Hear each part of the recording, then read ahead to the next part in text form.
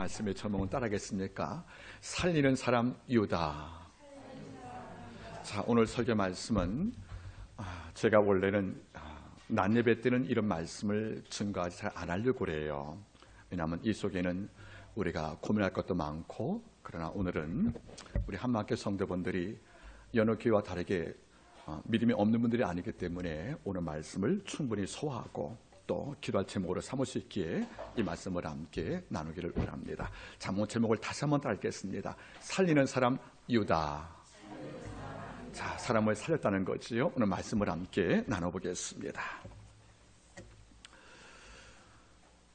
오늘 말씀을 준비하면서 지난 주간 제 머릿속에는 두 단어밖에 없었습니다.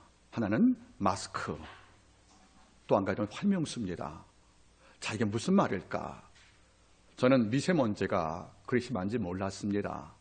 지난주에 부산에서 올라오신 벗들이 저를 보기를 원했기 때문에 가다가 처음으로 버스를 타고 나갔는데 저는 갔다 와서 목이 너무 아파서 못 견뎠습니다. 이것이 바로 이른바 초미세먼지 사건이었구나, 이걸 느꼈고, 그 다음날에 제가 음식을 먹고 많이 속이 안 좋아서 활명수를 먹은 적이 있습니다.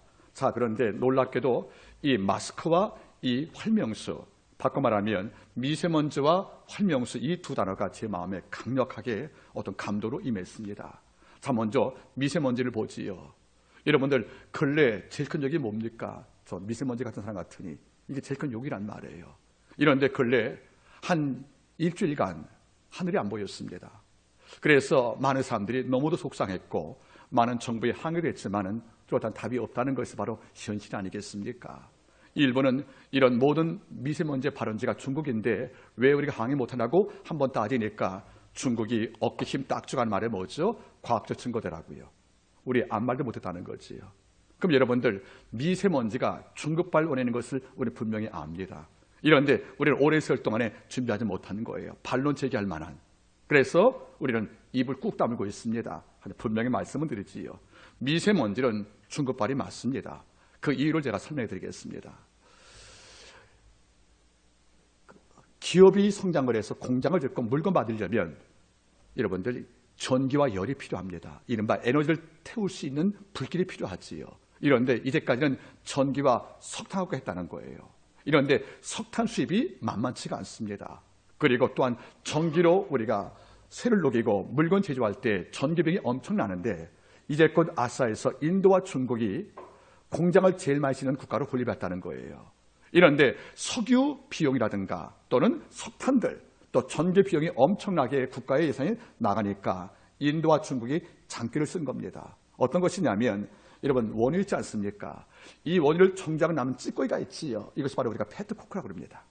이 페트코크라는 것, 이 석유코크라는 것인데 이 페트코크를 갖고 와서 1300도 열을 가하면 전기, 석탄을 능가하는 엄청난 열량이 나오거든요.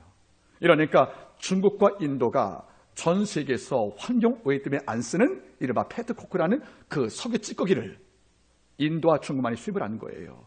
이런데 2015년도에 인도 땅에서 드디어 발암물질이 발견되어지고 캐나다 지역에서 수많은 환자가 나올 때 이걸 조사해보니까 이른바 페트코크라는 석유 정제 찌꺼기 태웠던 이런 거에서 발암 요소가 나왔거든요. 측정해보니까 거기에 나왔던 모든 독소가 적어도 여러분들 우리가 마시는 담배 360배라는 겁니다. 이것은 독극물이지요. 이래서 2015년 대법원에서 드디어 페트코크 수입을 중단시켰습니다. 이러니까 이제 누구만 남았습니까? 중국만 남았다는 거예요. 중국의 남부, 동부 쪽에 있는 산둥지방에 공장이 약 3만 개가 있는데 이 3만 개에서 공장을 돌리려면 엄청난 에너지가 필요합니다. 이건 전기를 감당한다? 이게 안 되거든요. 그래서 석탄 수입하다가 비용이 세니까 호주에게 석탄 수입했던 중국이 이거 금지하고 뭘 몰래 수입했습니까? 페트코크를 수입했다는 거예요. 이걸 수입해서 이걸 태울 때 여러분 3만 개 공장에서 이걸 태워보실래요? 그럼 페트코크가 뭘 만드는 것이냐? 이걸 태워서 여러분들 야금, 도금 작업들, 시멘트 공정을 만들 때 이게 들어간단 말이에요. 여러분 중국은 지금 엄청나게 건물 짓고 도시화시키고 있지 않습니까? 이러면 철근과 뭐가 필요합니까? 시멘트가 필요하거든요. 그리고 알루미늄이 필요하단 말이에요. 여기에 필요한 모든 요소가 바로 어디? 페트코크를 태울 때 나오거든요. 이걸 태우니까 중국 내부에 있는 동부에 있던 모든 페트코크를 태웠던 연소가 어디로? 우리 한국 따라오는 겁니다. 그러면 한국 정부가 만약에 마음이 있으면 중국 땅에 올라가서 그 대기의 공기의 샘플을 추집을 하고 한국에 도착했던 샘플 수에서 비교하면 나올 것이 아니겠습니까? 이걸 안고 있다는 거죠. 더 아픈 게 뭐냐면 우리 광양만에 중국과 CMOU를 맺어서 중국의 야광 공장을 여기 또 허락해줬다는 거예요. 여기서 뭘 태웁니까? 또 페트로를 또 태운단 말입니다. 이걸 알고 있다면 우리가 정말로 어떤 말이 필요한지 아십니까? 좀 국가의 이익에 반하고 국민의 정서에 어긋나면 우리가 할 말 할 줄 아는 이런 입이 필요한데 입을 꾹 항구하고 이걸 백성한테 다 감추고 또 근래 와서 청와대에 청원 넣으니까 이걸 삭제해버리게 있는 이유를 모르겠습니다. 분명한 사실은 미세먼지의 발원지가 중국은 맞습니다. 그러면 결과는 뭘 느낄 것입니까? 자국의 이익을 위해서 남민족의 목숨을 앗아가는 이른바 살림이 아니고 죽이는 일을 그들이 하고 있다는 것이 아니겠습니까? 그래서 밖을 나가보니까 다 마스크 쓴 거예요. 저는 마스크가 감기 들고 이럴 때만 쓴 줄 알았더니 알고 보니까 이제는 마스크가 의복이 돼버린 거예요. 이거 볼 때 한 주간 동안에 이 마스크 그리고 미세먼지가 뭘 느끼냐면 정말 사람을 수리 없이 죽이는 암살자구나 이걸 느꼈다는 거지요. 그래서 마스크를 썼던 모든 현실 가운데 뭘 느낍니까? 아, 우리가 지금 죽을 수 있다는 것을 느껴봤다는 것이고요. 또 활명수가 있다는 겁니다. 이런 활명수 알지요? 동화 약품의 활명수. 혹시 여러분들 소 안 될 때 우리가 뭘 잡수세요? 부채표? 활명수. 여러분들 중요한 게 있습니다. 우리가 지금 동화 약품의 활명수를 아낄 이유가 있다는 거죠. 뭐 사익광도 아닙니다, 여러분들. 일제 때, 일제 강점기 때 우리는 약이 없었어요. 먹을 게 없잖아요, 그렇죠? 살아보셨죠, 여러분 집사님들, 그렇죠? 그때는 음식 자체가 위생이라는 게 없다는 거예요. 시골에서 마음껏 씹어 먹다 보니까 아이들이 급체한 거예요. 토사광난들 이것 때문에 배를 움켜쥐고 아이가 다 쓰러진 것이 아니라 노인들께서 일하다가 노인이 쓰러지는 거예요. 토사광난이로 음식이 이게 취해서. 왠지 아십니까? 일은 많죠. 음식은 딱딱하죠. 요리가 안 되니까. 이래서 일제 때에 한국 사람들은 제일 많은 병이 위장병이었다고 합니다. 이 가운데 급체와 토사광난들이요. 이런데 이른바 음포 민강이라는 분께서 동화 약방을 차립니다. 그리고 제일 먼저 한 말이 뭐죠? 생명을 살리는 위하는 활명수를 만든 거예요. 활명수. 그래서 광고할 때 뭐지 않습니까? 뚫어줘. 이게 광고했다는 거예요. 뚫어. 그래서 은포 민간선님께서 활명수를 만들어서 시골에 거의 싼 값을 다 배부한 거예요. 그래서 우리 한국 사람들이 활명수를 먹으면서 드디어 위병에서 해방된 것이 있었는데 이것은 일부 사건이에요. 이분은 남모를 신분이셨답니다. 독립군의 의통대장이었어요. 이분께서 그 약방을 세 분께서 중국에다가 엄청나게 활명수를 판 거예요. 거기서는 돈을 갖고 독립자금을 냈습니다. 학교를 세우고 더 나가서 자기 약방을 서울 독립군의 연통기를 삼아서 비밀 문서가 있잖아요. 이걸 써서 전달했던 이런 연락을 맡았거든요. 이런데 참 나쁜 게 있어요. 밀고자가 있었던 거예요. 그래서 여기서 얻었던 모두 활명수 팔고 얻었던 많은 돈을 갖고 독립으로 자금을 냈고 무기를 샀던 바로 이 음포 민간선생께서 자기 집 지하에서 여러분들 독립군의 문서를 만들다가 드디어 발각이 되어 체포가 됩니다. 그리고 끌려가서 고문당하여 이 땅을 떠나게 된 거예요. 결국 독립군의 모든 자본을 거의 반대로 되었던 바로 동화약방의 활명수가 약방이었죠. 이제 문 닫게 된 것이 아니겠습니까? 이후에 유죄를 받들었던 바로 두 사람들 윤창식 씨하고 윤광일 씨께서 그 약방을 인수하는 거예요. 그리고 돌아가신 민간측의 유죄를 받들어서 이걸 키웠습니다. 키워서 만든 것이 바로 동화약품이고 판코를 만든 것이 아니겠냐는 거예요. 이걸 먹을 때마다 뭘 느낄까? 단순히 우리 민족의 소화를 책임졌던 약물이 아니라 독립운동을 하기 위해서 자금 모았던 바로 그래서 활명수를 뭘 느낍니까 여러분들? 사람을 살렸구나 이걸 느낀단 말이에요. 여러분 미세먼지가 사람을 죽였습니다. 활명수가 사람을 살렸어요. 이 두 단어가 제게 머리에 대비가 된 거예요. 그래서 미세먼지 마스크 볼 때마다 마음이 상했고요. 활명수 먹을 때마다 어떤 마음이냐면 참 고마웠던 우리의 어른 한 분이 계셨구나 이걸 느낄 때가 참 많다는 것이 아니겠습니까? 오늘부터 일부러 취하고 활명수 먹기를 바라겠습니다. 자 보세요 여러분들.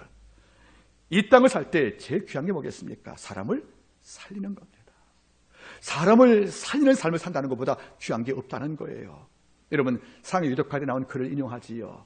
소방관들의 구호가 뭐죠? 필러 FILO 약자입니다. 필러가 뭐죠 여러분들? First in, last out. 제일 먼저 들어가서 제일 늦게 나온다는 말이에요. 왜 그래요? 생명을 살리기 위해서. 이 소방관들은 화재가 나면 얼마나 위험합니까? 특히 옛날 고목들은 언제 붕괴할지 모르니까 들어가도 산자가 위험하시지 않겠습니까? 이럴 때 그들은 말하는 거죠. 화재 현장에 내가 달려가면 제일 먼저 휠로 first in, last out. 내가 제일 먼저 들어간다는 거예요. 제일 늦게 나온다는 거지요. 왜? 함에도 더 구하려고요. 이것이 바로 생명을 살리기 위한 삶들이 아니겠냐, 그런 말이에요. 여러분들, 우리는 미세먼지의 삶을 살고 있습니까? 아니면 활명수라는 민족을 살리기 위해 수고했던 한 인생을 살아왔는지, 이런 머리 담고 나서 오늘 사람을 살린 유다, 이런 제목을 갖고 오늘 말씀을 함께 나누기를 바라는 겁니다. 자, 여러분, 유다는 야곱의 넷째 아들이에요. 놀란 게 뭔지 아십니까? 르벤, 시몬, 레위, 유다가 있지만 이스라엘 역보상에서 유다가 바로 장자의 지파가서 메시아가 탄생을 합니다. 유다가 어떻게 했길래 여러분들? 형의 셋이 있는데 왜 유다가 이 땅을 살아갈 때 야곱을 통하여 이런 복을 얻었는가 보다면, 유다의 인생을 전부를 통과하면 한 가지밖에 없어요. 그는 인생을 살 때 3명을 살렸습니다. 창세기 30장에서 요셉을 살렸고요. 창세기 여러분들 44장에서 베냐민을 살렸고요. 그리고 그 이후에 야곱을 살립니다. 즉 유다 때문에, 야곱 가문의 중요한 세 인물, 아버지 야곱과 여러분들 동생 요셉과 막내 베냐민 산 사건을 볼 수가 있다는 거지요. 이걸 보시면서 한번 말씀을 한번 나눠보겠습니다. 자, 우리가 먼저 보겠습니까? 이 땅을 살 때 여러분 가장 귀한 게 뭐라고요? 사람을 살리는 거라는 거예요. 여러분 잘 보세요. 신약을 보시면 다비다가 있습니다. 바늘과 실로 욥바에 있었던 과부를 살려줍니다, 여러분들. 또 선한 사마리아 말아보세요. 강도 만나 사망 직전 유대인을 살려줍니다, 여러분들. 또 누가 있습니까, 여러분들? 마실레가 다윗을 살려줍니다. 우리 욥을 바라볼 때 욥이 아름답지요. 순전, 정직, 여호와 경외, 악을 떠난 자, 이럴 줄 모르게 한 4장을 바라보세요. 욥기에서 4장 볼 때 욥이 어떤 자입니까? 네가 가난한 자 그냥 보내지 않고 양식을 주었다. 네가 낙심한 자 위로해 주었다. 네가 너버린 자 이렇게 주었다. 네 소망이 여호와께 의지하는 것이 아니겠느냐. 이걸 주어서 욥은 일평생 사람을 살리는 일체에 생명을 다했다는 것이 말씀이 나오지 않습니까? 다시 말하면 욥도 바실레도 그리고 우리가 아는 나비다도 선한 사마리아 사람도 그의 사역이 것이 왜 빛났습니까? 사람을 살렸다는 것이에요. 다시 말하면 사람을 살린다는 것은 무슨 말이겠습니까? 예수의 정신이거든요. 내가 온 것은 양으로 뭘 얻게 하고 생명을 얻게 하고 살기로 왔다는 거 아니겠습니까? 그 다음 말이 뭐죠? 풍속계로 왔단 말이 그 말이거든요. 여러분 돌아보세요. 우리가 이 땅을 살 때 내가 많은 복을 받는 거, 이유가 뭡니까? 사람을 살리기 위해서 복을 받는 거예요. 내가 많은 지혜와 학문을 배우는 것을 왜 그래요? 나 하나 배우를 먹고 살기 위해서 넘어서 누구를 살리기 위해서 우리가 능력과 지혜를 구하는 것이 아니겠습니까? 이런데 사람 살리기를 실패한 자가 있다는 거죠. 강도 만난 이웃을 보고 피했던 레윈과 제사장은 사람 살릴 기회를 포기한 자입니다. 또 문 밖에 거지 나솔가 못 먹어 죽어 할 때 잔참해서 외면하여 죽게 만든 바로 그 자손의 부자는 뭡니까? 사람 살리기를 거부한 자가 아니겠냐, 그런 말이에요. 여러분 잊지 말기 바랍니다. 우리 인생은 분명히 두 가지예요. 날 통하여 누가 살았는가, 날 통하여 누가 죽었는가, 이거밖에 없잖아요. 이런데 구약을 바라보면 유다가 존재합니다. 유다의 인생을 바라볼 때 우리가 요셉의 그늘 가리어서 우리가 가끔 설교하잖아요. 요셉은 무수한 가리 담을 넘었다고요. 이렇게 칭찬하지 모르겠지만 요셉 받은 복은 유다 받은 복과는 비교가 안 됩니다. 제가 다음에 소개하겠지만 유다가 받은 복은 요셉을 능가하고 11명의 복을 다 합쳐봤자 유다 복을 능가하지 못하는 거예요. 왠지 아십니까? 유다의 인생 가운데서 가장 중요한 사람을 살리는 은총을 아버지가 기뻐해서 그에게 많은 복을 주었다는 거지요. 먼저 누굴 살렸습니까? 첫째 따라갔습니까? 유다는 요셉을 살렸다. 창세기 37장 보시면 이런 사건이 나와요. 자, 보겠습니까? 야곱은 자식이 12이거든요. 이런데 두 아내와 두 여종한테 자식을 12을 낳았지만 진짜 야곱이 아낀 자식은 내가 아꼈던 라헬에게 난 요셉과 베냐민이었다는 거예요. 그래서 요셉을 너무 아꼈어요. 어릴 때 뭘 입혔죠? 자색옷이요. 여러분 돌아보세요. 여러분 애굽을 나와서 광야 이끈 다음에 여리고성 싸움에서 아간이 신하에서 외투 숨기다가 죽었죠, 여러분들. 여러분들 신앙사 외투가 뭔데요? 자색옷이거든요. 다시 말하면 광야 40년간 이스라엘 백성은 어른도 잊지 못한 것이 뭡니까? 자색옷인 거예요.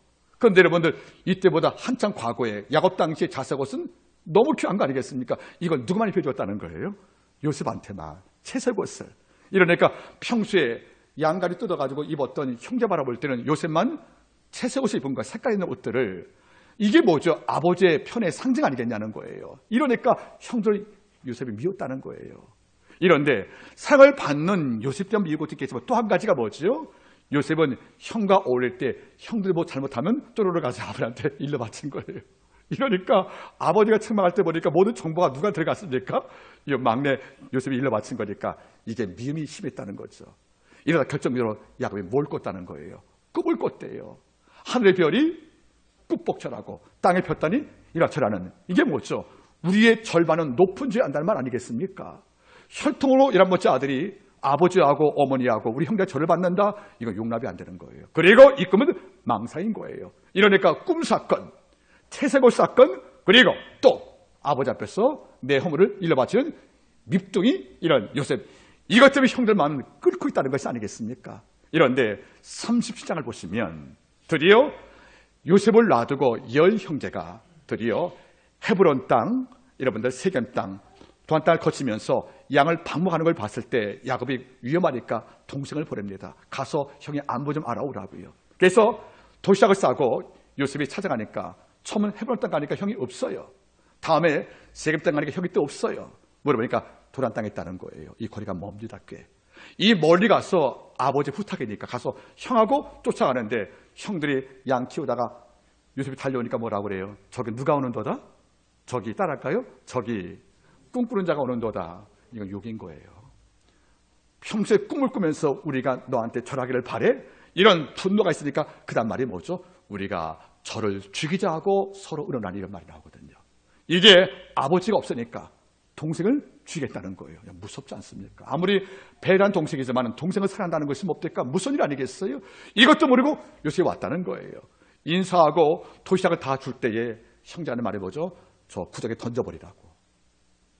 아니죠. 처음은 달랐지요. 죽이자 결심하는 것을 누가 들어요? 형 르벤이 들은 거예요. 르벤이. 이러니까 죄가 맞이 아니겠습니까? 이러니까 동생 9명이 요셉 죽이자고 막 분지하고 있으니까 첫 번째 그냥 살아는 목적이었어. 칼로 죽이려 했던 것만 같아요. 이러니까 르벤은 형이니까 차마 이럴 수 없거든요. 그래서 하는 말이 뭐죠? 야, 죽여서 못하냐? 차라리 구덩이에 던져버리자. 그건 왜 그러는 겁니까? 칼로 죽이는 이런 잔인함을 막으려고 르벤도 고생을 한 거예요. 그러니까 르벤도 요셉을 살리기 위해서 애쓴 것은 맞지요. 그러나 여러분 결과 보실까요? 구덩이에 던지면 밤에 구덩이에 누가 찾아오겠습니까? 역시 맹수 아니겠냐는 거죠. 단지 생명이 하루가 연약할지 몰라도 결국 죽을 수밖에 없잖아요. 이럴 때 요셉은 이미 죽은 명입니다. 처음에는 예령제가 죽이려고 칼을 뽑았어요. 르벤이 맏형이니까 이러지 말자고 그래서 웅덩이에 던져버리자고요. 던져지면 굶어 죽든지 맹수가 죽든지 어차피 죽지만 생명 며칠 더 살겠죠, 여러분들. 이건 해답이 아닐 거예요. 이럴 때 누가 나섭니까? 유다가 나서는 거예요. 우리가 얘를 죽여서 무슨 유익이 있겠느냐 하면서 일부 할 말이 뭐죠? 우리 노예로 팔아버리자. 팔아버리면 사실 어찌 보면 우리가 욕을 할 거예요. 동생을 노예로 팔아먹어? 아니에요. 유다의 마음속에는 지금 이렇게 놔두면 죽잖아요. 얘를 뭘로 팔으면, 노예로 팔면 혹 좋은 주인 만나면 그가 살 것이고 당장 죽으면 은혜지 않겠습니까? 여기서 첫 번째 유다가 말하는 겁니다. 우리 죽이면 안 된다. 웅덩이에 가두지 말자. 우리 사인에 팔아서 차라리 우리가 이익을 얻더라도 요셉을 팔아버리자고 이렇게 말해서 언뜻 볼 때는 요셉을 팔아버린 거지만 실제로 보니까 살리기 위한 방도 있다는 거 아니겠습니까? 이것 때문에 이 집에 팔려서 나중에 누구 집에 갑니까? 포도주 집에 갔다는 거예요. 거기서 여러분들 누굴 만납니까? 좋은 주인 만나서 총무가 되었고요. 옥에 있었지만은 떡마탱 하는 술 마시고 하는 속에서 술 마시고 하는 도움을 주어서 애굽 땅의 총리가 안 됩니까? 그때가 나이가 40살이었거든요. 그럼 무슨 말이겠어요, 여러분들? 결국 유다가 누굴 살린 겁니까? 요셉을 살렸다는 거죠. 저 가끔 느낍니다. 이때 요셉이 죽었으면 여러분들 성경은 엉망이 되는 겁니다, 여러분들. 요셉을 통해 이 역사 얼마나 많아요, 그렇죠? 이런데 요셉을 누가 살립니까, 여러분들? 바로 유다가 살렸다는 거죠. 이걸 하나님이 주목을 하신 거예요. 물론 르벤도 살리기 노력했지만 그것은 해결 방법이 제한적이죠. 웅덩이에 당시 던지는 것은 하루는 살지 몰라도 다음에 살 수가 없잖아요. 그렇죠? 갈증이든지 아사 또는 짐승 때문에. 이런데 이걸 알고 유다가 지를 짠 거죠. 차라리 권력자의 노예로 팔려가면 거기서 굶어죽지 않을 거 아니겠습니까? 또 좋은 집 만나면 여러분들 노예 해방도 될 것이 아니겠습니까? 이걸 알고 유다는 웅덩이에 던질 뻔한 이런 요셉을 지기를 발휘해서 몹대가 그를 살려줬다는 것이 바로 요셉이 살린 첫 번째 능력이 바로 유다가 되는 겁니다. 네, 그 다음에 중요한 문제예요. 동생을 팔아버리고 그들이 집에 왔어요. 그래 아버지한테 뭘 하는 것입니까? 동생이 우리한테 오다가 짐승한 죽어서 우리가 못 만났다고 그래서 피 묻은 옷만 갖고 온 거예요. 이걸 보고 야곱이 밤새껏 웁니다. 내가 괜히 보냈다고, 내 아이 죽였다고. 이제 누구만 남았습니까? 베냐민밖에 안 남았잖아요. 라헬의 아들이었으니까. 이러고 있는데 창세기 40장 볼 때 그 땅에 기근이 왔다는 겁니다. 가나안 땅에 기근이 오니까 먹을 양식이 없어요. 이런데 우리가 알다시피 요셉이 꿈을 꿔서 애굽 땅에 7년 통년 휴년 사건을 알지 않습니까? 양식을 풍족히 준비했단 말이에요. 이러니까 애굽 땅에서 7년 기근 만날 경우에 모든 기근당한 국가한테 양식을 팔아가지고 막대한 부를 채웠지 않습니까? 이 소문이 야곱에게 들린 거예요. 야곱의 말이 뭐죠? 너희가 왜 가만히 관망하느냐? 우리가 지금 먹을 게 없는데 너 빨리 애굽에 내려가서 양식을 사와고 돈 주고란 말이에요. 그래서 베냐민 남겨두고 요셉이 이제 중국으로 서 있으니까 이제 10명 남았잖아요. 그들 10명이 애굽 땅 가서 양식을 사는 것이 바로 창세기 42장입니다. 가서 누굴 만납니까? 요셉을 만난 거죠. 1차 상복이에요. 만나는데 딱 바라보니까 세월이 20년 흘러갔다는 거죠. 17살 팔렸다가 여러분들 지금 나이가 몹대가 여러분들 요셉이 나이가 40살인 거예요. 이러니까 20년 흘러갔지 않습니까? 20년 상봉되니까 그들이 요셉을 알아볼 수가 없다는 거죠. 음성을 바꿔서 어미 말합니다. 네가 여기 왜 왔냐 그러니까 양식을 구하러 왔다고 해가지고 양식을 구할 때 요셉은 생각이 달라요. 왜? 베냐민이 안 보이거든요.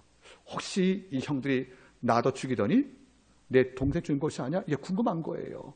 그러니까 동생을 데려올 명분이 필요하고 생일을 물어보지만 이름을 낼 수 없잖아요. 신문에 발각나니까. 이래서 요셉은 감정을 누르고 이래 말합니다. 너 정탐꾼 맞지? 물어본 거예요. 아, 우리 아니라고. 아니야. 근래 지금 만나 모르는 국가가 먹을 양식이 없어가지고 도둑대가 와서 우리 식량 창고를 노리고 온다는 말 들었는데 너 정탐꾼 맞자고 네 번씩 물어본다는 거예요. 이러니까 열 형제가 난리가 난 거예요. 우리 아니라고 막 빌고 알겠습니까? 그리고 돌을 보이면서 자기 족보를 설명합니다. 우리 야곱의 아들이라고. 우리 형제가 12인데 한 명은 죽었고 한 명은 집에 있다고 얘기하니까 그때 뭐랍니까? 요셉이 그러면 정탐꾼이 아니라고 네가 증명하려면 막내 데려와라. 막내 데려오고 너희는 여기 감금하라고. 그래서 3일 동안 10명 감금한 거예요.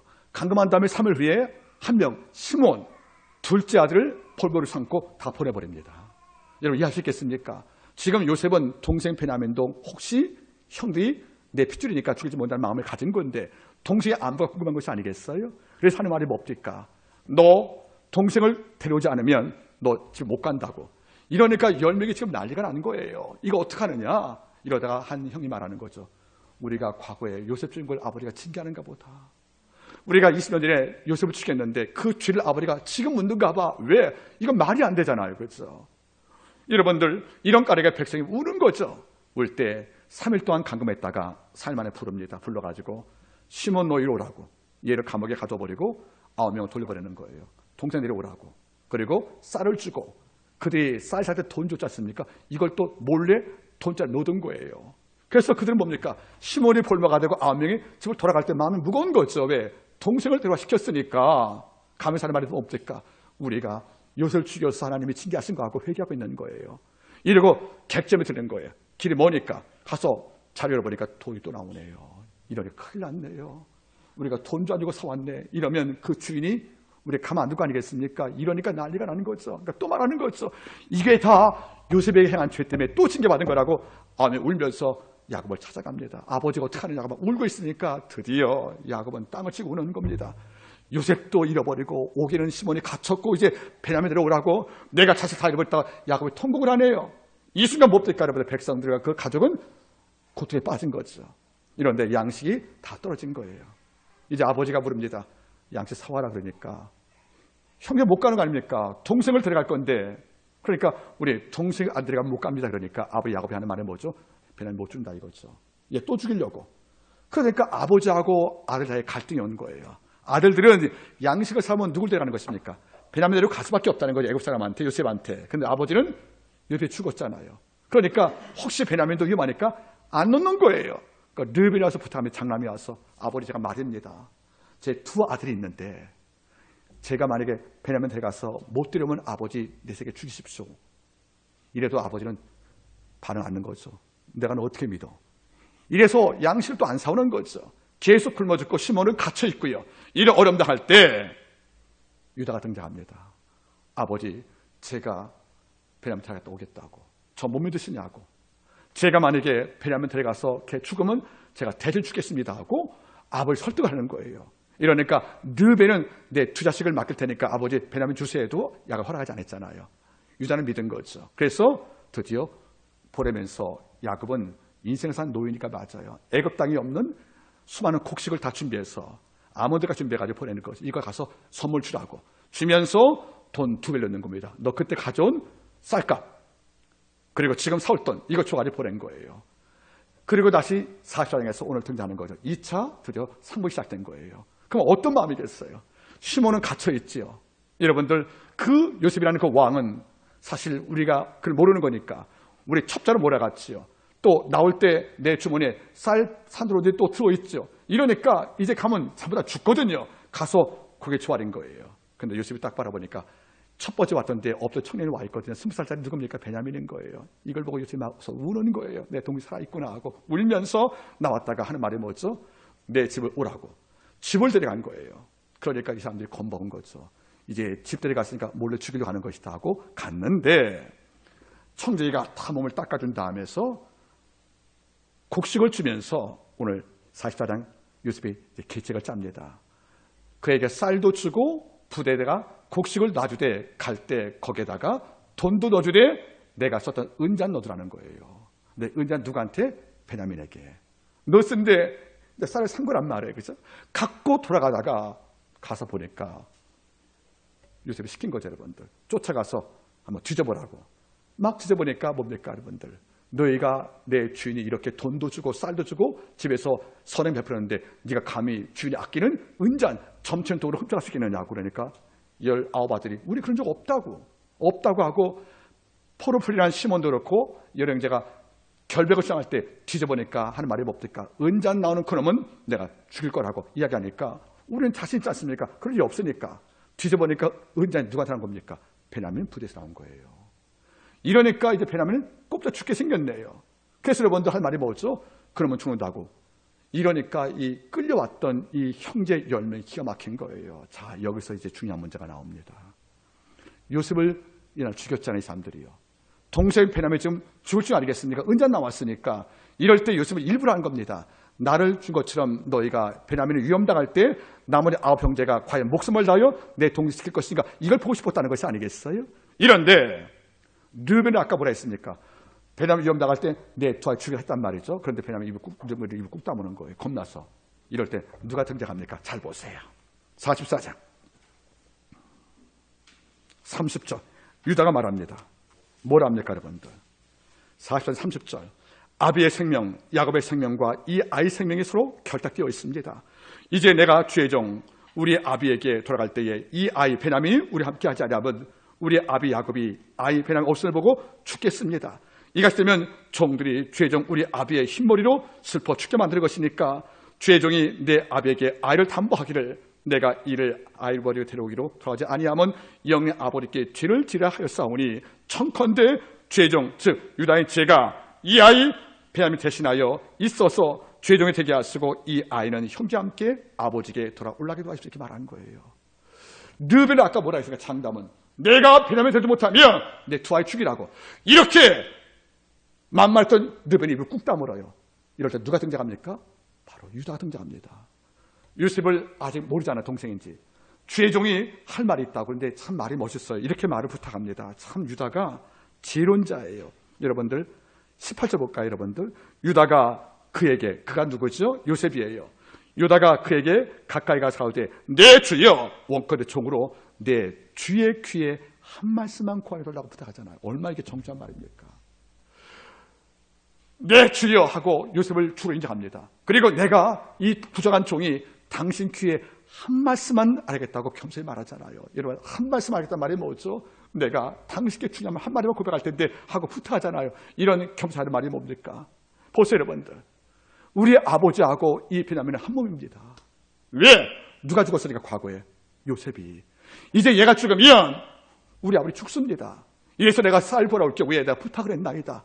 아버지와 베냐민 쌤이 하나이기 때문에 내가 반드시 데려간다고 했습니다. 이런데 만약에 얘가 죽으면 저는 사는 게 아닙니다. 이러니까 부탁이죠. 천컨대 죄종인 나를, 이 아이를 대신하여 죽여버리시고 우리 베냐민을 형제와 함께 더 올라가게 도와십시오 하고 목숨을 걸잖아요. 여러분 잘 보세요. 이거 요셉이 듣고 있는 겁니다. 동생을 살리기 위해서 유다가 목숨을 담보로 내놓고 있구나. 옛날 그 형이 나 살리기 위해서 웅덩이 날 팔았던 것처럼 이 형은 진짜 내 형 맞구나. 그리고 아까 볼까 여러분들.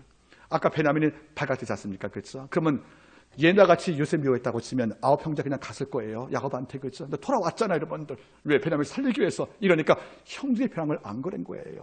이러니까 고마운 상태에서 마지막으로 베냐민이 죽게 되면 누군가 내 동생을 구하기 위해서 형제를 발휘할 것인가를 확인받고 싶었는데 르벤 대신 유다가 등장한 겁니다. 청컨대 이 죄종이 이 아이를 대신하사 있게 하시고 이 아이를 모든 자와 함께 아버지에게 도로 올라가게 도와주십시오 하고 부탁할 때 요셉은 감동을 하는 거예요. 그래서 요셉이 베냐민을 살려줍니다.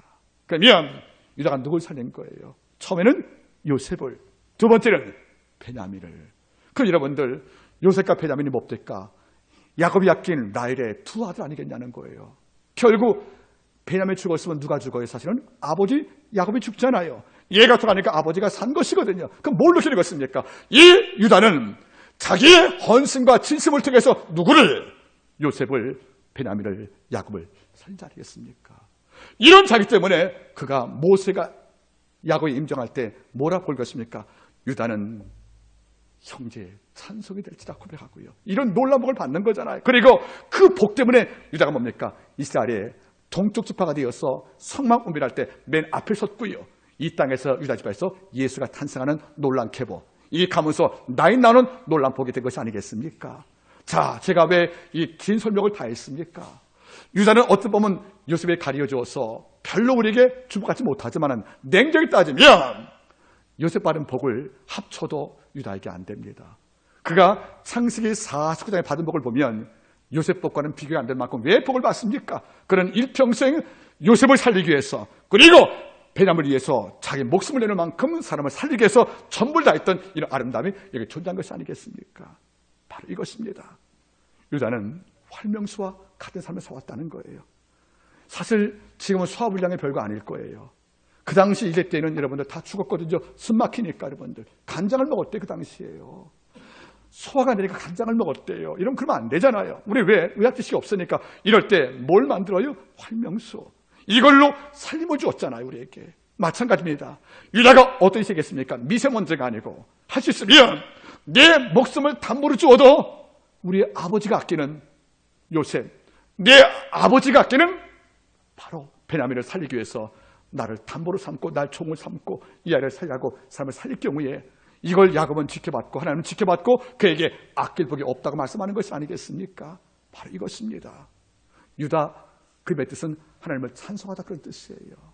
결국 인생 모두가 사람을 살리면서 주를 찬미했던 그런 인생은 유다가 산 것이 아니겠습니까? 여러분 어떻습니까? 우리는 똑같은 하루 24시간을 삽니다. 1년 12달 살고 삽니다. 누구한테 마스크 쓰게 만들고 미세먼지 고통을 당한 이런 인생을 살고 있는지, 아니면 누구의 속을 편하게 줄 만한 활명수같이 사람을 살리는 인생을 살고 있는지 한 번쯤은 묵상할 때가 된 것이 아니겠습니까? 실로 first in, last out. 왜 소방관도 목숨이 아깝지 않겠습니까? 가족이 있는데 내가 사고당할 때 내 가족 누가 돌보겠습니까? 이걸 안다는 것이에요. 알지만 국가가 나를 소방관을 부른 거예요. 화마중에 갇혀있는 백성을 구하기 위해서 first in, 제일 먼저 달려갑니다. 위험 몰라서요? 아닌 거예요. 제일 늦게 나옵니다. 왜? 불이 안 무서워서요? 아닌 것입니다. 그렇게 해서도 한 명으로 살리기 위해 사는 것이 아니겠냐는 거예요. 크리스찬들은 사람을 살리는 자입니다. 법과 공의가 서서 양심과 진리 가운데서 사람을 살리는 것이 바로 크리스찬의 역할이 아니겠냐는 것이에요. 여러분 잊지 말길 바랍니다. 성경을 전부를 보면 우리가 알잖아요, 여러분들. 그때 요셉이 죽었으면 시몬과 므낫세와 에브라임이 없었고 기도원도 탄생이 안 됐겠다. 베냐민 죽었으면 사울왕도 없었겠다. 또 여러분들 이렇게 흘러갔으면 이스라엘 역사가 엉망이 안 됐겠습니까? 이런데 한 인물, 눈에 눈부시지 않지만은 오랫동안 빛났던 인물이 바로 유다가 아니냐는 거예요. 그 자가 누굴 살렸다 쓴 것입니까? 요셉을. 또 누굴 살렸습니까? 베냐민을. 또 누굴 살렸습니까? 그의 아버지 야곱을. 그래서 12지파가 존속이 되어서 이스라엘 국가가 된 것이 아니겠냐는 거예요. 만약 여기서 야곱이 죽어서 요셉과 베냐민이 죽었다고 치면 10지파 아니겠습니까, 여러분들? 그러면 우리가 구약을 바라볼 때 얼마나 많은 문제가 생겼습니까? 말씀을 제가 맺기를 원합니다. 하나님께 복을 구하십시오. 그러나 이 복도 하나님께 목적을 설정하십시오. 제가 사람을 살리기 위해서 활명세 복을 구한다고요. 내가 아버지 앞에 건강 구하십시오. 이 건강으로 사람을 살리는 복음 선봉의 선포자의 앞장을 설 것이라고요. 내가 아버지 앞에 지혜를 구합니다. 이런 지혜로 다윗처럼 또는 모세같이 백성을 이끌어 약속 인도하는 살림 역할을 감당할 것이라고요. 그래서 이 땅에서 제일 귀한 게 무엇이겠습니까? 바로 유다의 삶이라는 것이요. 어떤 거? 사람을 살린 삶이라는 것입니다. 이런 자에게 아버지가 아낄 복과 남길 복이 없다는 거죠. 아버지가 마음껏 부으시는 것이 아니겠습니까? 꼭 부탁을 드리겠습니다. 미세먼지 이런 인생은 우리한테 어울리지 않습니다. 이제 우리에게는 활명수같이 생명을 낳게 하는 이런 삶을 기도하기를 부탁을 드리겠습니다.